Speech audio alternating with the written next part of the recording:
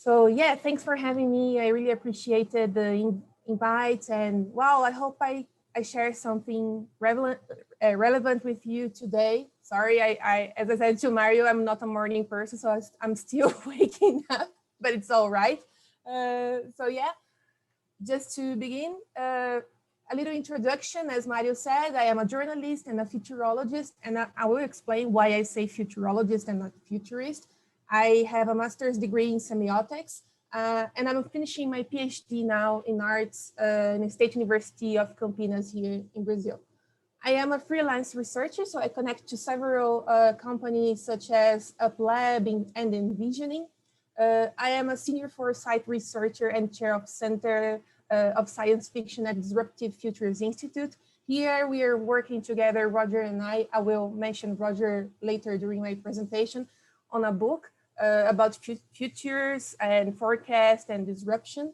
And I'm also a columnist at WallTab, one of the biggest websites here in Brazil, and another one called O Futuro das Coisas, which means the future of things.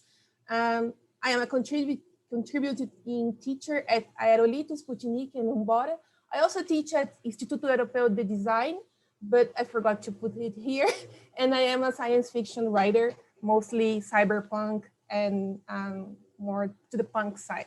I don't know if you guys are familiar or interested in science fiction, and that's not actually a problem. Many times I talk to people who are not exactly fans of science fiction, and then I try to show really why is it important. You don't need to be a fan, but sometimes it's interesting to have some knowledge in science fiction as a means to help people when you are explaining technological concepts and talking about future scenarios. But how did I start working with futures foresight in the first place? It's not like something you have a degree in a college or university or anything like that. Although we have some master's degree and some special courses offered by different institutions and universities as of now.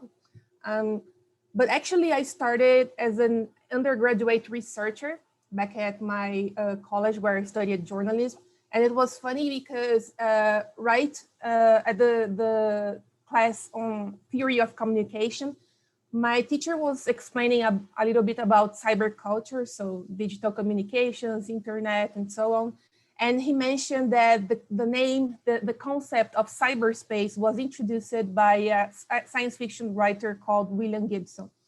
And then I started to read a lot of science fiction, the most classic ones like Neuromancer, which is the book by William Gibson, but also 1984, Brave New World, Clockwork Orange. And then I got introduced to science fiction.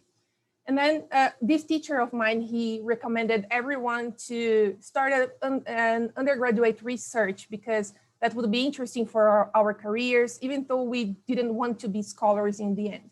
And then I started this research about this Japanese animation called Serial Experiments Lane, which is basically an animation from 1998. And it talks about a future where you can connect to the internet without the use of devices. So basically what Elon Musk wants to do with Neuralink, but they were talking about this in the 90s. So I tried to understand what were the concepts and the technologies that were proposed here, and what was the connection with real technology.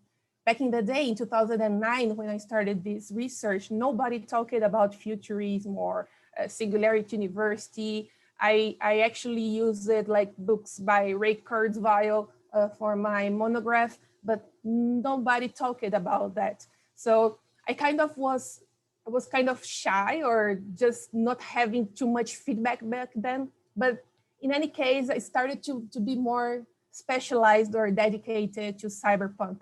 And then I published some short stories in anthologies here in Brazil.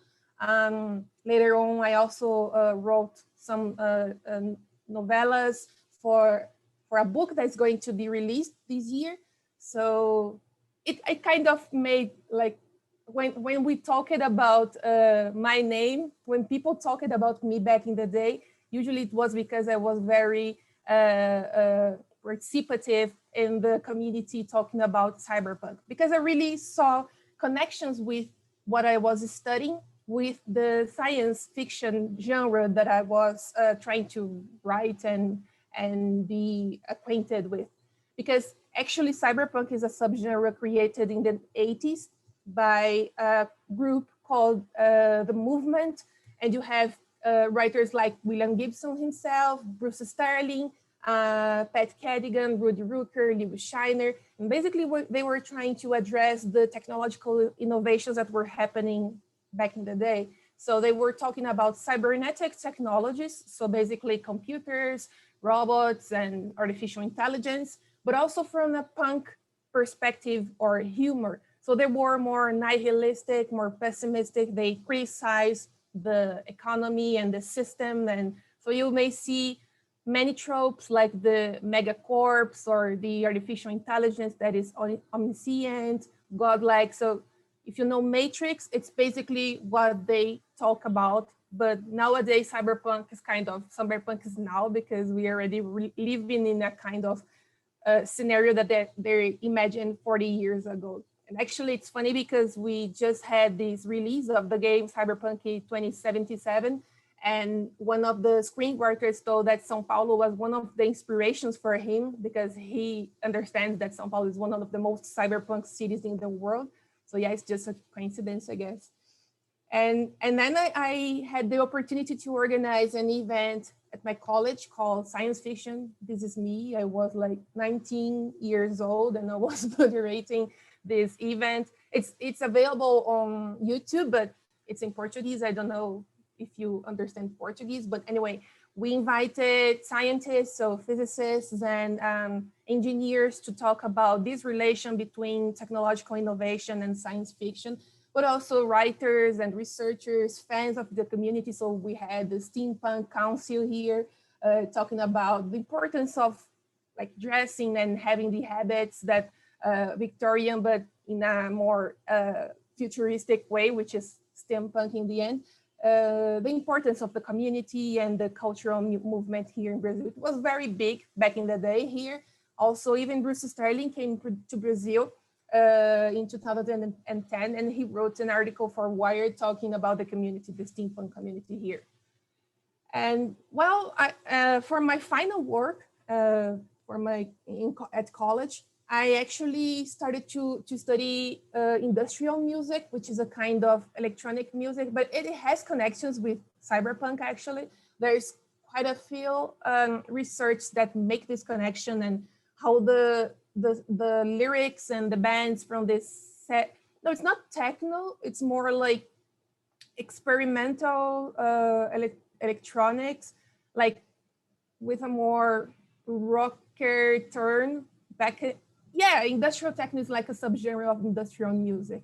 But I tried to learn a little bit more about the imageries used by this subgenre. So basically there's quite a few bands that have a militaristic aesthetics. And I focused on an Austrian band called Nachma. And I went to Vienna. I joined a summer school at University of Vienna, and I presented this research. I also interviewed the singer. And basically, I did this work trying to understand why some bands in this subgenre were so acquainted, so in love with militaristic or even fascist aesthetics in their way of expressing their art. So that was my my subject of my final work. And then I just, as I said, nobody was talking about science fiction and futurology here in Brazil back in 2012 when I finished this. So I did my master's degree in semiotics, cultural semiotics, and I studied the work of an Austrian painter called Gottfried Hellwein. So yeah, when I finished my master's degree, I was like, well, nobody's talking about futurology, science fiction here in Brazil, and I'm not a regular journalist that is going to write hard news about the financial market or how the traffic in São Paulo is going on. So I didn't fit myself here in Brazil, but I actually found a job in England. So I moved to England and I started working for Rockstar Games, but it was more like a mechanical work. I was a QA tester, so well, for some people it's like a dream job, but I spent the whole day playing GTA 5, testing and translating stuff to Brazilian Portuguese. But it wasn't really what I wanted. It was back in 2015 when Oculus was bought by Facebook. So people were starting to talk about virtual reality again, and scientific innovation, futurology, and so on. I found these people talking about this. And when I came back to Brazil, I was supposed to cover an event about the future of virtual reality, but GTA is Grand Theft Auto. It's a game by Rockstar Games. Don't know if you are familiar with the title. Okay. And then when I came back to Brazil, I joined this event about virtual reality. And actually, I was going to write an article about this, but the organizer asked me, well, don't you want to join us and talk about science fiction and virtual reality? Because I told him a little bit about my research about serial experiments Lane. And then he asked me. And when I was there, I met a girl called Camila Gataz, and she was presenting her work. And she was talking how she did reports on emerging technologies and consumer behavior for companies. And basically what she was doing was the same kind of research I did in 2009, but not with an academic format. So it was when I started to see an opportunity for me here in Brazil to talk about these things in a more corporate scenario. So what I did, it's brought more deeply the theme of transhumanism, which was one of the things I studied during my undergraduate research, and a theme that I really appreciate and keep studying until nowadays. Actually, my PhD thesis is kind of about transhumanism. The theme is how throughout the history of humanity, we try to overcome death through images. So since like cave paintings to Renaissance portraits, and finally virtual reality avatars, and ultimately robots with our uploaded consciousness. So yeah, it's basically that, but in arts. So yeah, I found myself in this community here in Brazil. I found people teaching courses about this, giving lectures. So that's how I made my two TEDx talks. And I started to work with this here, but mostly trying to give this artistic turn to futurism or futurology. And in the end, I like to say I'm not a futurist, but rather a futurologist, because as an art student, I like to make this distinction between futurism and futurology, because futurism was an artistic movement from the last century. And sometimes people remember it from a more negative way, because there was a moment when one of the main artists, Marinetti, joined Mussolini and was kind of acquainted with fascism, but it wasn't like the total idea of the whole artistic movement. And basically it's very similar to what we talk nowadays, because these artists wrote manifestos and they wrote poems that basically were trying to address how humanity would be blended with technology, and how technology innovation was going to change the speed of our world and our reality as a whole. So yeah, I like to say actually that I'm a futurologist after the description of what Ossip K. Fleschtheim suggested in the 1940s. So he was one of the first proponents of futurology as a field of study. And he described this discipline as futurology encompasses the destiny of man, the future of his society, and the tomorrow of his culture. It must deal not only with his prospective biological and psychological evolution, but also with the entire range of his future cultural activities. So basically, futurology brings in its own name the idea of logi. It's like logia, which is the suffix for studies, and of course future it's for future. But we don't forecast the future. It's not like we are clairvoyants or like astrologists. Sometimes people don't want to say they are futurologists because sometimes people think about astrologists. And actually there is a connection if you consider, for instance, books like The History of Future by Georges Minois, a French historian. And he kind of tells the story of people trying to understand or forecast the future throughout history, and how this actually was a means to make people more comfort, people like common people, but also military and political leaders. Like Napoleon had his own astrologist who helped him to kind of organize himself or see what the battles would outcome and so on. But in the case of futurology, it's a discipline that tried to be more scientific and more realistic, because it's not possible to forecast the future, right? And we actually try to understand the current and past movements in culture, technology, consumerism, and try to like stress the best trends that we can catch from reality. So of course we can say like there is an increase of fascistic movements in the world, but that's not what we want for the future. So that's why I always say that it's important to have a diversity of professionals in futurology, because what I envision for the world is not the same thing that you guys will envision, and it's not the same thing of a black trans person who lives in the favelas here in Brazil, for instance. So that's why I try to say this and try to make it less elitistic, because for now it's kind of elitistic if we consider that it's mostly concentrated in the what we call the northern global north. So it's mostly concentrated in institutions like Singularity University or even Oxford, with Nick Bostrom talking about this.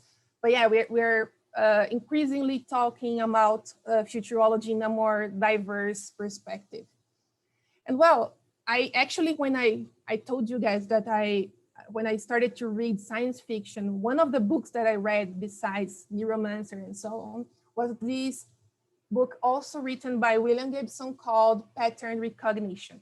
And basically the story talks about a cool hunter, and well, she travels the world, she tries to understand the trends and the behavior of people and so on. And I was like, wow, this is super cool, because it was like a job that you travel the world and you try to understand the culture and the reality and try to kind of sell this as a trend report. But for me, it was like in 2008, I was like, this doesn't exist. I didn't know it existed. And in the end, I work with this currently. I don't travel the world very frequently, mostly now that it's all crazy with the pandemic, but yeah, maybe someday. And then I understood this, something that Arthur C. Clarke, which was a science fiction writer, don't know if you are familiar with him, but he was one of the writers of 2001, A Space Odyssey. And basically he said that fiction is more than non-fiction in some ways. You can stretch people's mind, alerting them to the possibilities of the future, which is very important in an age where things are changing rapidly. But like, he died in 2003, I guess. So maybe he said this in the 80s or 90s, and he already was saying that things were changing rapidly.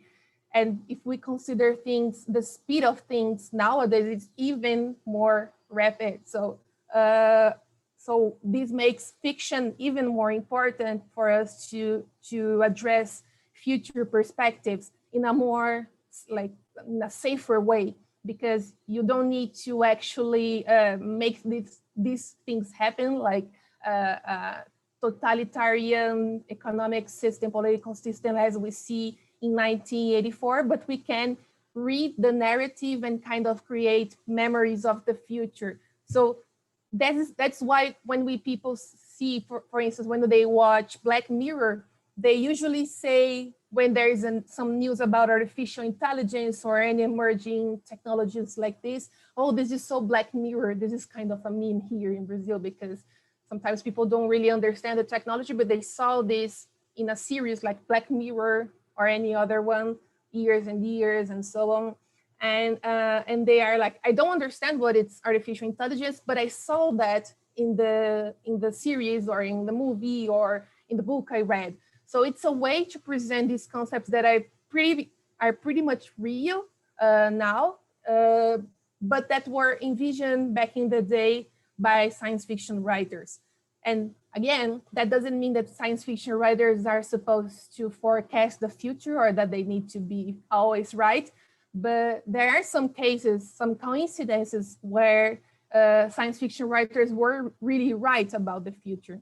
And this is why some companies are actually hiring people to write science fiction scenarios as a means to understand what would be the next outcomes of their business.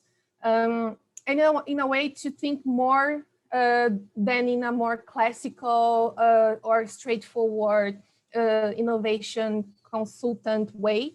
And so trying to use art and creativity as a means to see future scenarios that sometimes are not really in the benchmark of innovation consultants. So it's more like far-fetched, it's more like thinking in a more distant future, but it works. And like as a means of inspiration, it's not about forecasting, it's inspiring people to see things that maybe daily they are not very concentrated, interested, or acquainted with.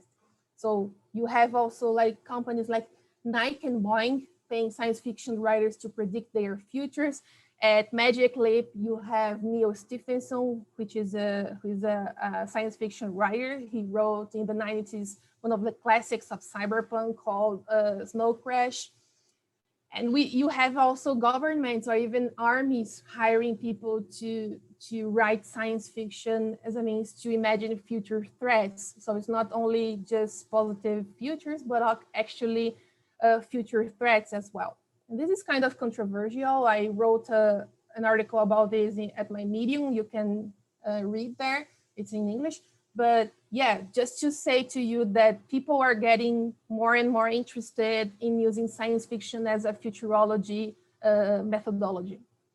And I wrote at the beginning of the pandemic last March with Roger Spitz, which is this guy I met talking about science fiction and innovation. But he actually has like more than 20 years of experience in the financial market. And all of a sudden he realized the importance of science fiction as an inspiration for companies working with emerging technologies. So I met him and we talked and we saw that we had so many connections between our studies and our interests. And we started to write this book that I told you. And in this article, I can share the presentation with you afterwards and you can read the article. But basically we argue here that science fiction can help chart your company's path forward. So when reality flips upside down, and it was flipping and it's still flipping currently, at least here in Brazil, it's super crazy. Science fiction can accelerate innovation. So when reality is not that so simple to understand or translate, an artistic genre like science fiction can help us understand or organize things in a narrative that kind of organizes the way we are understanding thinking, and we can have a more critical perspective. Most of the times, science fiction narratives or narratives about the future are talking about actual problems from the present. There's this science fiction writer called Margaret Atwood, who wrote Handmaid's Tale, and there's the Hulu series right now. And she said once that science fiction doesn't talk about the future, but rather the present. So if you consider Handmaid's Tale as a story about current problems, then you started to see in the tropes, in the characters, in the stereotypes that you see in the narrative, actually a means to understand what is happening right now in terms of women's rights and politics and so on. And then actually people try to make this more methodological. And this is how design fiction was created as a methodology. So usually I say that design fiction is kind of using design thinking, but you add the science fiction spice to it. And it was proposed by a science fiction writer, Bruce Sterling, one of the cyberpunk first writers and creators. And he described his design fiction as the deliberate use of diegetic prototypes to suspend disbelief about change.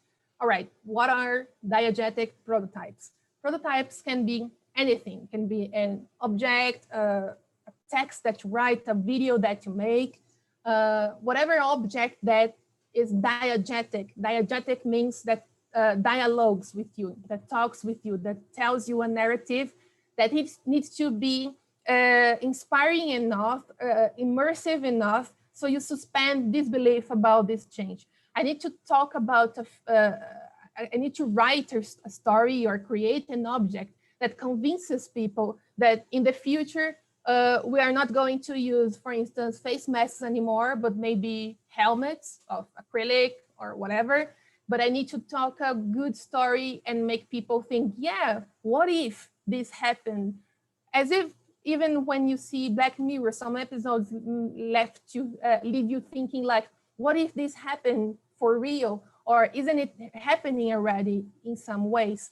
So this is the target, the goal of design fiction as a methodology. And there's other ways also to use science fiction in futurology. This is one example of a research we did at Envisioning for the Swiss Army. And we analyzed, I don't have I can go to the website later, but basically we made a radar, so it's very visual, analyzing the technologies, the fictional technologies of 4 science fiction works and connected to real technologies. And we gave this quantification, which is called TRL, the short version for technology readiness level. It's a quantification, a method proposed by NASA. So it's basically from 1 to 9, how ready is this technology? 1 is more like conceptual, more fictional, and 9 is it's something you can already buy currently. So we analyzed Blade Runner 2049, 2001: A Space Odyssey, Neuromancer, Detroit Become Human, which was it's a video game, and yeah, that's it, I guess. Yeah, it's 4 already. So yeah, you can visit the website. It's all public. You can check it. And 2 years ago, we did this project also with the Swiss Army, and we created these interactive narratives.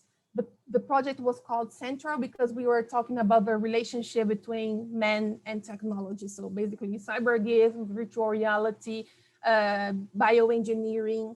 And so I wrote a story, a science fiction story that you can choose the path of the main character.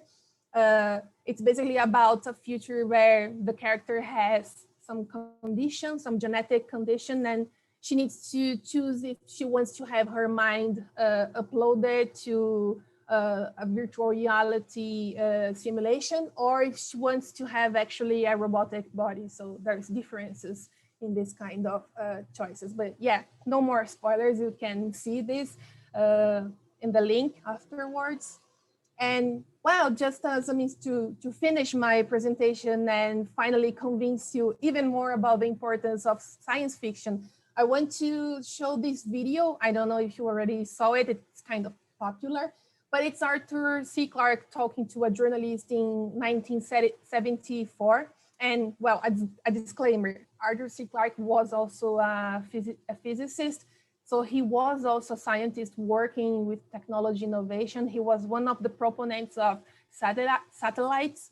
So he was active in the academic field, but also writing science fiction. And that's the interesting point, because he was a scientist himself, and he used his scientific knowledge to speculate about future narratives. So here's a conversation that he had back in the 70s with a journalist.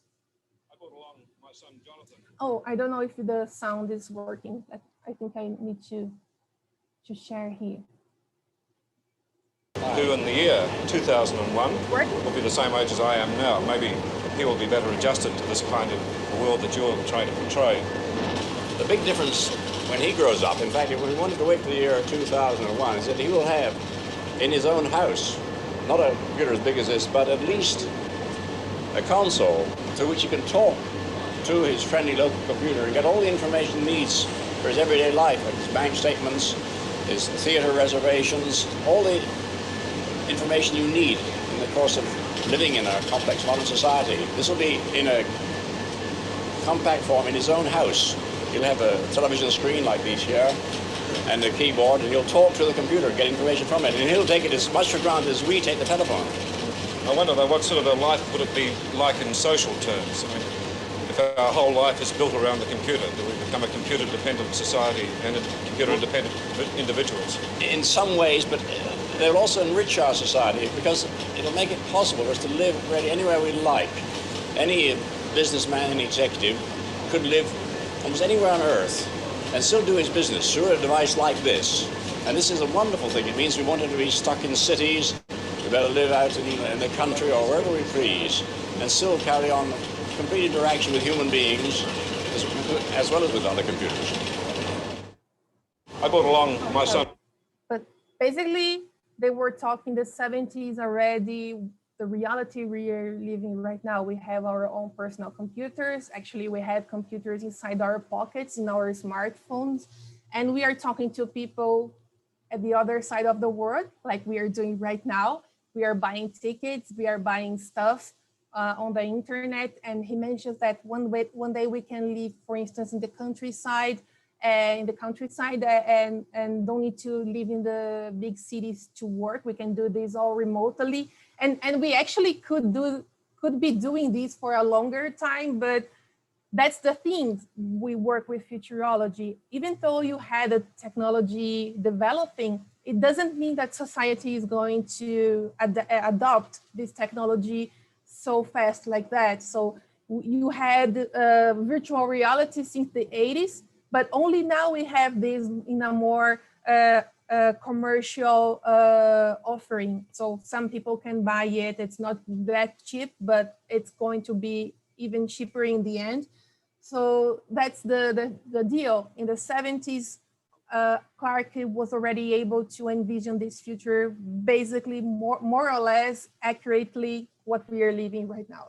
So it's the difference of having a scientific knowledge and using speculation and an artistic speculation from an artistic genre like science fiction that gives more value to future studies. And this is how I am working right now. And this is what I talk about for people. So yeah, we have we have a couple of minutes and we can talk. And if you have any questions, thank you. Thank you.